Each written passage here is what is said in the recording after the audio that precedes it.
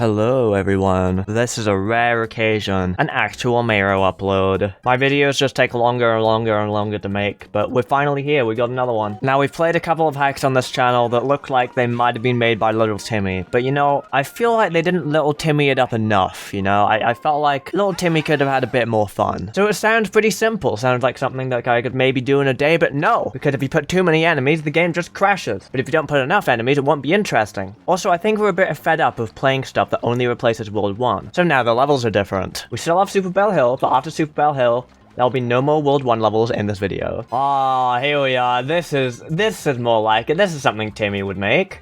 So we have some very large goombas. I edited their hitboxes. I know Timmy wouldn't be able to do that, but pretend he could. We have many goombas. We have like 50 goombas over here. And like another like 20 on the other side. That's just an estimation. I'm not sure how many there actually are. I just kind of spammed the copy and paste button. We got another like 10 up here. Oh, got some spikes here because I don't want you to go down the bottom path and avoid the goombas. I want you to take him head on, you know? It's not too hard. And you know, I feel like it would be more fun if you had to, you know, go back out the clear pipe. So we made it loop around like that.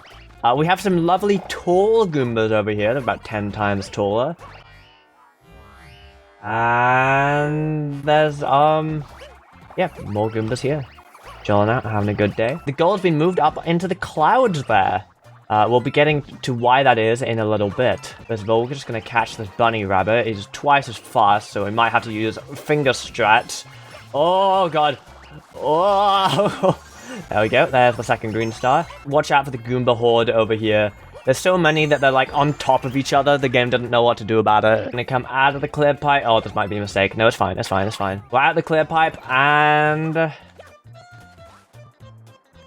you need to bring a double cherry. It wasn't gonna be this way. It was gonna be just Goomba spam and stuff. But then I saw, I don't think Falk's uploaded the video yet, at least not the time of recording.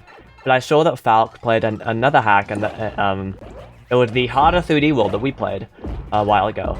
And that hack had pretty similar enemy spam, probably not as intense, but still pretty similar. And I was like, well, I need to make this stand out, you know? And then Falk messaged me, he was just like, don't be afraid to make this difficult. Like, I want it to be challenging. But I thought a double cherry might be a nice twist. So we're gonna go up here, and instead of getting a Mega Mushroom from this guy, oh, there's some more Goombas, by the way. Instead of getting a Mega Mushroom, we're gonna get some double cherries. Also, this is not where I wanted the double cherries. Well, oh, I hit try again. I have to get the green stuff again. This is a tragedy, this. Hey guys, how you doing? No, I didn't mean to press that button. How am I even gonna get in this pipe, dude? I mean, it's possible I've done it before, but like, anyway, the pipe takes you up here now. Again, little hint about the double cherry. Gotta be careful not to lose this. It's very easy to lose track of your movement with the double cherry. I'm gonna go past these pancake goombas. No.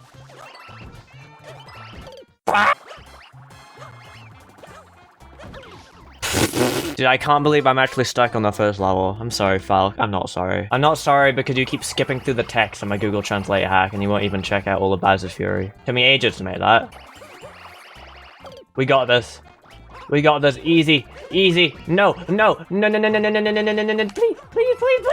No, please. Okay. We're up. Okay, we're good. We're good. Get this. Get back.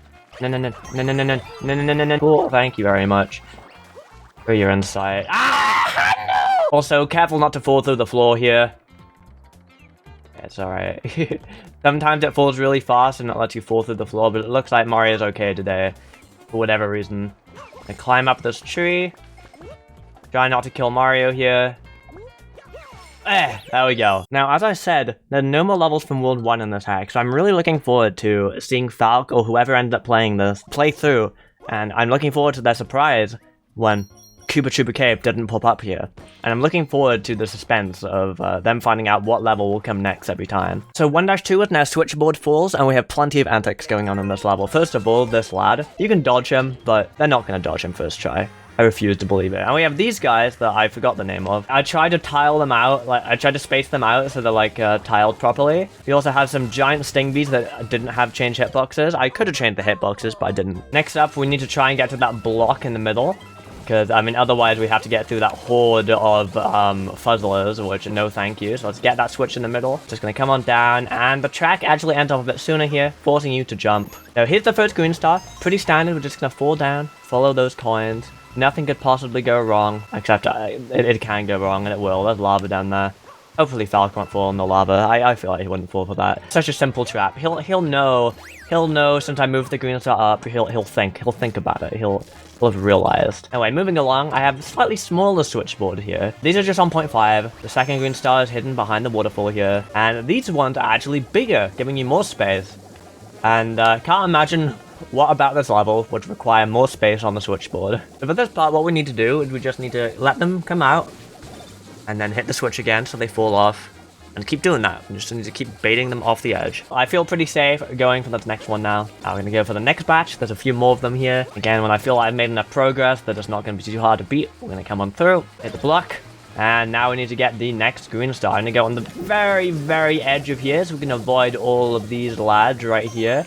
And we'll just kind of wait for them to do their thing. This will make its way down. We can use that as a platform later. For now, we can grab the stamp. And now we get to try and evade these guys. Oh, there we go. Very nice. Again, the bigger platforms definitely help with that. And we can finish off 1-2 Switchboard Falls. Next up, you can see Prince Bully has arrived on the map. And look at him go. He's looking pretty confident. Prince Bully Blockade is back. But before that, let's go in the Toad house and see what's going on. Is that Toad spam?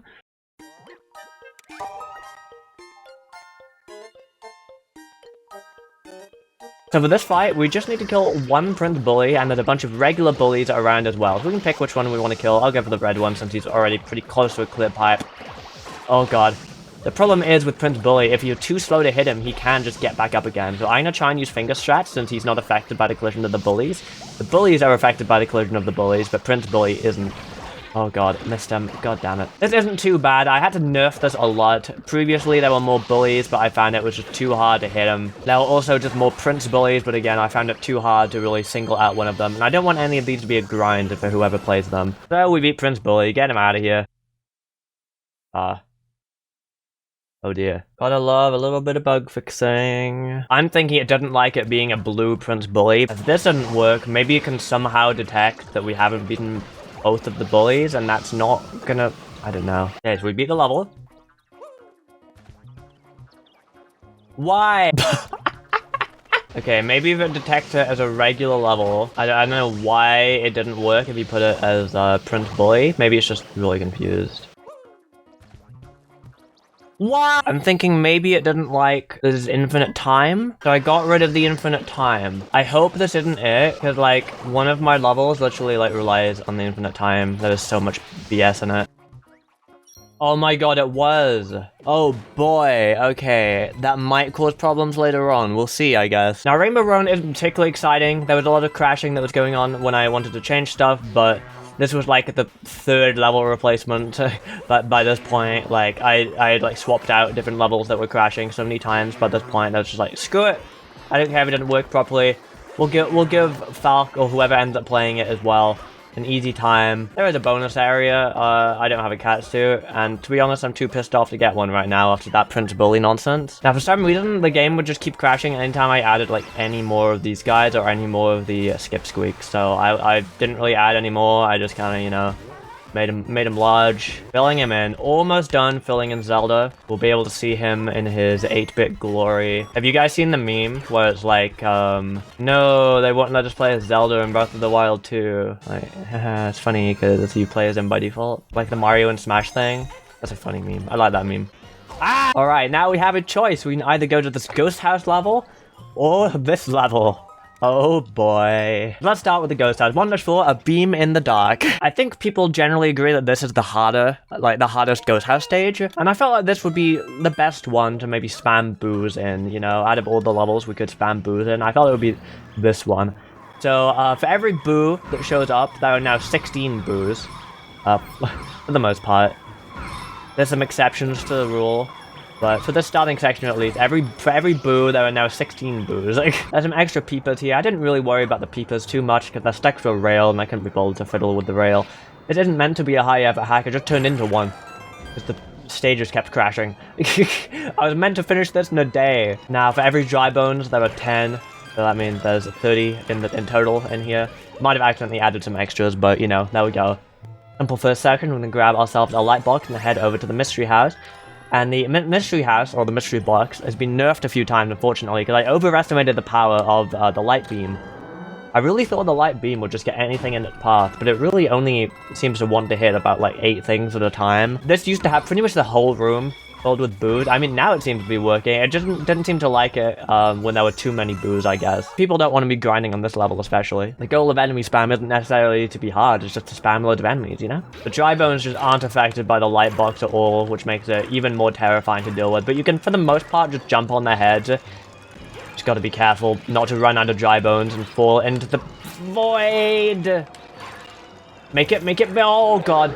Okay, let's beat these boos. There's like 5 inside of each other there, but I still have the light box, so it's okay. And that's that level. Pretty hard garbo, but not too bad.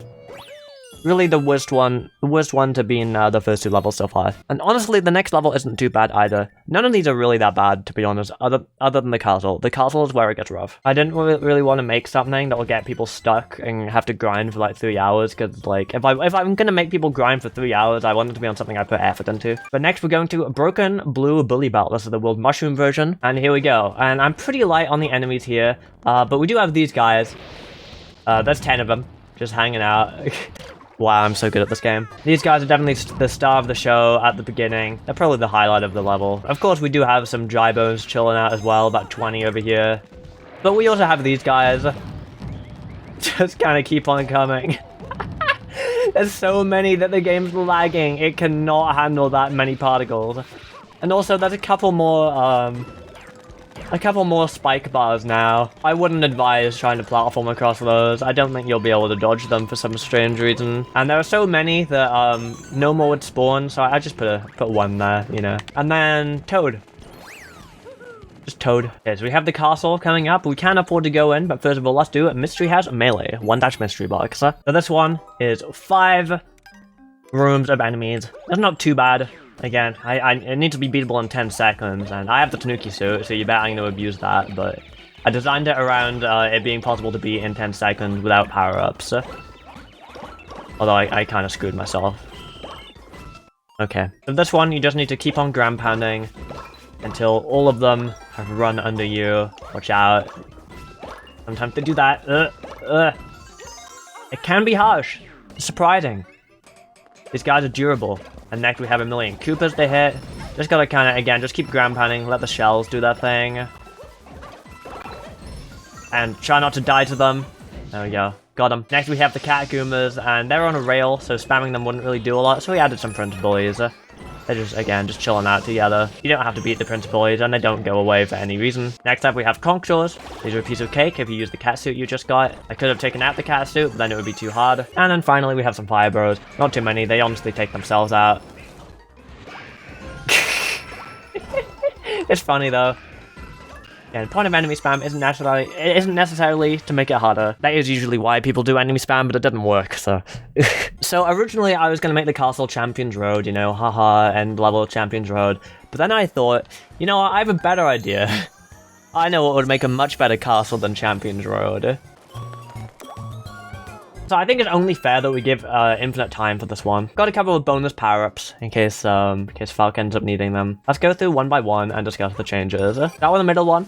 So this is Hisstocrat. Added some Prince Bullies here. And also, if we skip the cutscene, you notice we have to skip it twice because there are 2 sets of Hisstocrats, making 4 in total, along with many Prince Bullies. We just have to kind of do this. And bear in mind, we have to do all of these bosses in one go. Which is why, again, this timer being on infinite will help a lot. I'm already playing really badly, goddamn. We can use the Prince Bullies to kind of cheat our way up. Normally you can do it with a spin jump, but it's kind of difficult to do. And you can also usually exploit the dive, but you can't actually dive with this power-up. Now I lost it, so I can dive again. The main reason why I gave this power-up specifically is A, because it's a bit rarer, you know, you don't really get to see it much in videos. But the other reason is because it gives you the statue, which makes you invincible.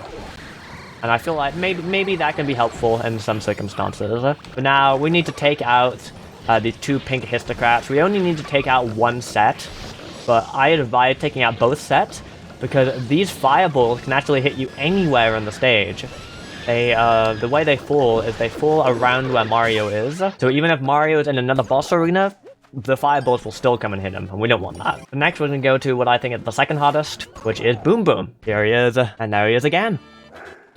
And there he is again. Now, originally, there were 5 Boom Booms in this section. They do automatically hit you there, so make sure to use those, Super Bell specials. I forgot what they're actually called, Lucky Bells, I think. But then, something strange happened. For some reason, when I copied and pasted this boss and no other boss, copying and pasting this boss made me kill all of them to proceed. Whereas the other bosses, you only have to kill 1 to proceed. So I felt like all 5 is a little bit too harsh. It's doable. Absolutely doable, but sitting through 5 cutscenes and then having to kill all of them, and then you die and you have to do it again, I just felt it was a little bit harsh, like on top of the other bosses, because it is still difficult. Some of these other bosses are quite difficult. Take out all 3 Boom Booms, we get our coins, and let's go on to the next one. The next one I want to show you is a boss Brolder, and boss Brolder is interesting because the Brolders that he spawns aren't actually, like, it's not part of him, if that makes sense. Like, it's not part of the boss. They're their own separate entities, which means I can do this. But it's only for the beginning. They end up crushing them all pretty quickly, and when they spawn back more, nowhere near this many show up again, but it's still, I thought it was still absolutely delightful that the Brolders from the starting cutscene can be changed like that. We have 2 at the same time here. I felt like 3 was a little bit much, especially since, again, we're gonna have to do all of these bosses in a row, and it can really take a while to get through all of these cutscenes, especially with Boom Boom. Pom Pom also, you have to just go through all the cutscenes and just watch them. There's no skip cutscene button. And also, I would recommend killing both of the bosses here as well, because the rumbling, the HD rumble from Boss Brolder never actually stops. Like, you can still feel him rolling around, and it gets so distracting. So I recommend taking him out, just for your own sanity. For King Ka-Thunk, there are 3. They all fall at the same time. You still need to skip each cutscene individually, and I recommend doing it fast, because you can actually, you know, you can escape without taking damage for change, which is nice. And this one is actually really, really difficult, because they all move so independently of each other, and they do actually track you and try and hunt you down. And that makes stuff really difficult to keep track of, especially, you know, when stuff like this happen. Oh god. No! Oh, no, dude, no. But yeah, I didn't actually realize how easy it was to duplicate bosses. I have no idea what I was doing before when I tried duplicating bosses on the Wii U. I mean, maybe it was different there. But yeah, I don't know, for some reason I wasn't able to duplicate most of the bosses. Like, Hisstocrat and Prince Bully were the only ones I got working, which are the 2 that I did videos on.